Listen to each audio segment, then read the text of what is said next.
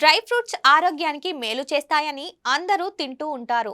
ఇందులో ముఖ్యంగా జీడిపప్పు చిన్న పెద్ద అన్న తేడా లేకుండా అందరూ ఇష్టపడుతూ ఉంటారు. తినడమే కాకుండా ఆహారాల్లో కూడా ఉపయోగిస్తారు. అయితే జీడిపప్పును ఎక్కువగా తినడం వల్ల పలు అనారోగ్య సమస్యలు వస్తాయని నిపుణులు హెచ్చరిస్తున్నారు. ఇందులోని కేలరీలు ఊబకాయం రక్తంలో చక్కెర స్థాయిలను పెంచుతాయి. జీడిపప్పు అధిక ఆక్సలేట్ కంటెంట్ కలిగి ఉంటుంది. అందువల్ల వీటిని మరీ ఎక్కువ పరిమాణంలో తిన్నప్పుడు ఇది మూత్రపిండాల నష్టంతో పాటు ఇతర దీర్ఘకాలిక ఆరోగ్య సమస్యలకు దారితీస్తుంది. ముడి జీడిపప్పు సురక్షితమైనది కాదు. వేయించిన లేదా కాల్చిన జీడిపప్పును తినడం సురక్షితం అని చెప్తున్నారు. జీడిపప్పును ఎక్కువగా తినడం వల్ల అనారోగ్య సమస్యలు వస్తాయని ఆరోగ్య నిపుణులు హెచ్చరిస్తున్నారు. ఇందులో క్యాలరీలు ఊబకాయం రక్తంలో చక్కెర స్థాయిలను పెంచుతాయి. జీడిపప్పులో మెగ్నీషియం, కాల్షియం ఉండటం వల్ల కిడ్నీలో స్టోన్స్ వస్తాయంటున్నారు.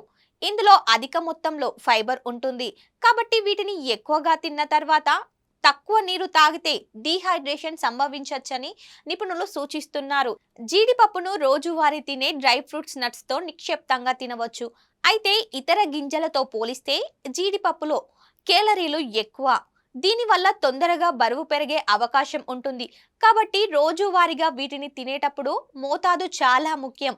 జీడిపప్పులో పోషకాలు కూడా ఎక్కువే. అధిక మోతాదులో అసంతృప్తి కొవ్వులు, vitamin E, copper, magnesium, manganese, zinc, phosphorus, vitamin K లాంటివి ఉంటాయి.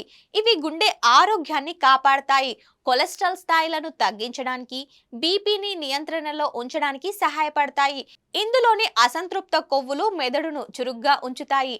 పిల్లల్లో ఏకాగ్రత, జ్ఞాపక శక్తి పెరిగేందుకు సహకరిస్తాయి.